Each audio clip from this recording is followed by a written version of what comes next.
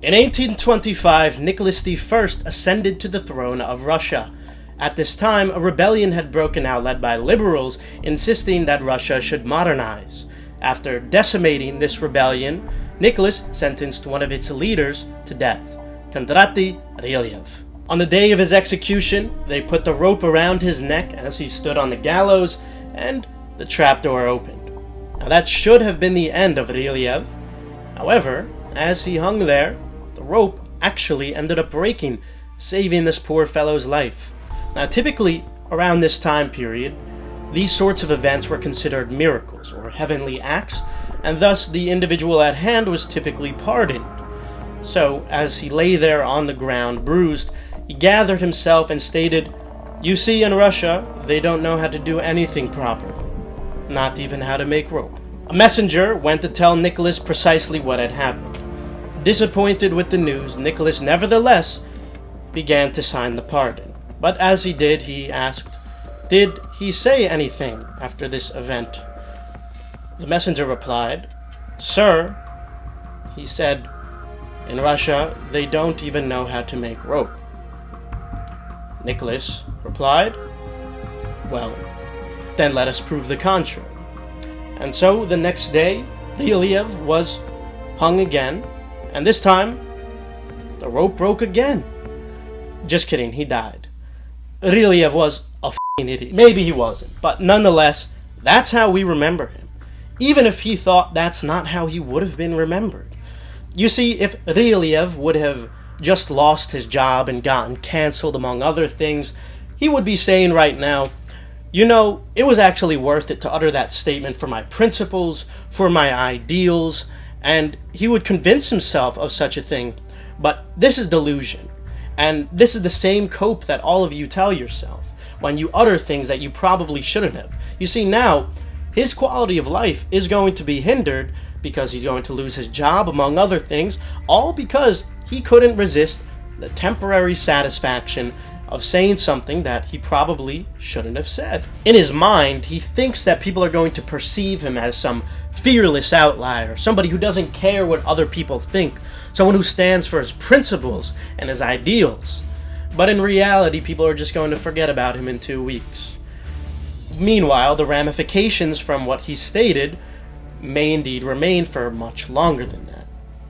You see, you have to weigh the pros and cons with everything in life. You have to analyze the risk and the reward. Because once the words are out, you can no longer take them back. We live in a very interesting time period. A time period where you could be ridiculed online and even lose your job, all for making some comments about a bodega shop. Ladies and gentlemen, I'm here today to apologize. Why did you say ladies first? In a time where your statements could go viral so easily with just a few clicks on your phone, it matters now more than ever that you learn and practice how to tame your tongue.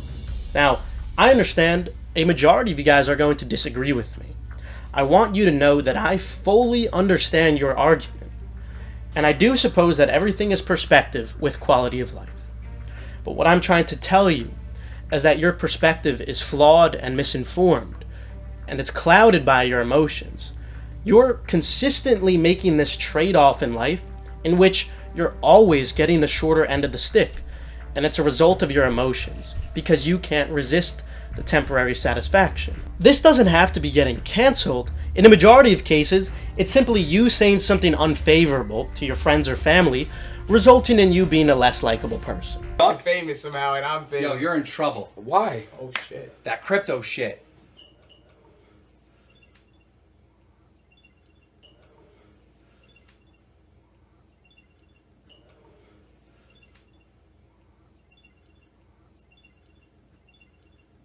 Hey Steve, get his ass from right now. What's up, buddy? How you doing?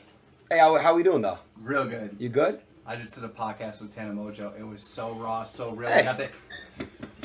Hey, Mr. Yo, buddy. Gemini. And when you have no friends, you're gonna cope and tell yourself, well, I'm just an honest person. Steve Jobs was an honest person and he was very successful. The truth is, you're an addict who can't stop saying stupid shit for the temporary satisfaction. Or perhaps you just want to show everybody just how smart you are when politics where other controversial topics are brought up. You see, people with above average IQs are able to recognize patterns quite well, and with that comes the ability to recognize contradictions and double standards.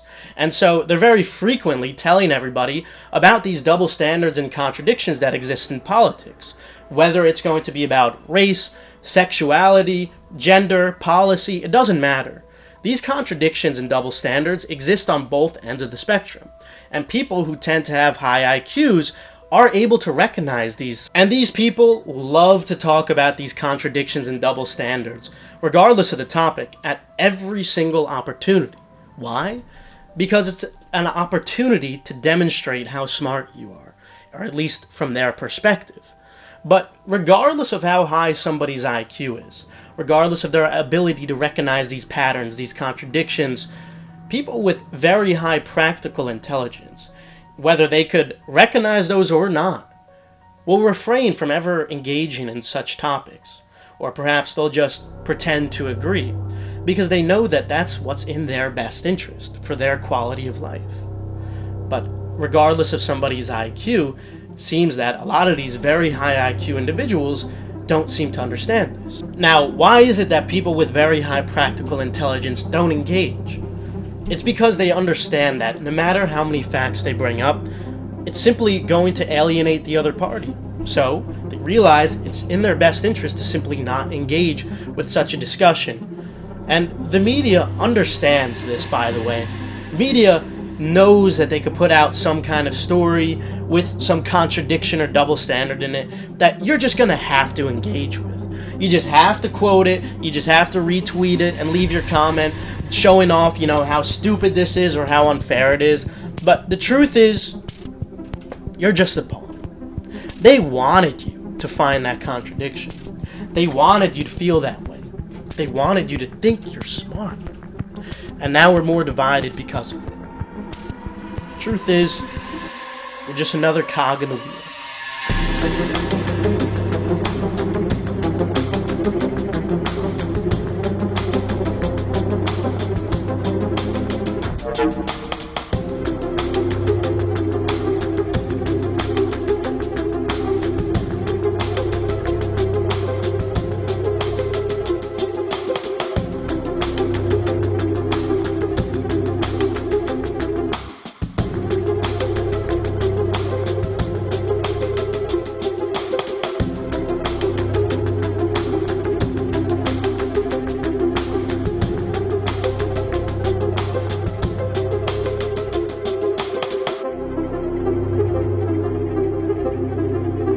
Now, there actually is a reversal to this, and that's if you could find some sort of way to monetize or benefit, or maybe you have some bigger plan with an audience that you're building off of these controversial statements.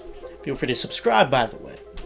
Because at the end of the day, it all comes down to weighing the pros and the cons. If you could somehow find a way for the pros to outweigh the cons when it comes to these sorts of statements that you're making, then more power to you. But I believe the overwhelming majority of you guys are not doing this. You probably don't have a plan with some of these controversial things you're saying, especially when it comes to just chatting with your friends. The truth is, you're just acting emotionally, and you can't tame your tongue. So, next time you're with your friends, and you're able to spot some kind of contradiction, because perhaps you have a high IQ and you're a smart individual, try to restrain yourself. I want you to take a note and feel that burning desire to jump in and call out that contradiction, but tame your tongue and refrain from doing it. See how long you can last. But anyway, that's going to conclude it for today. Just shut up. It'll pay dividends.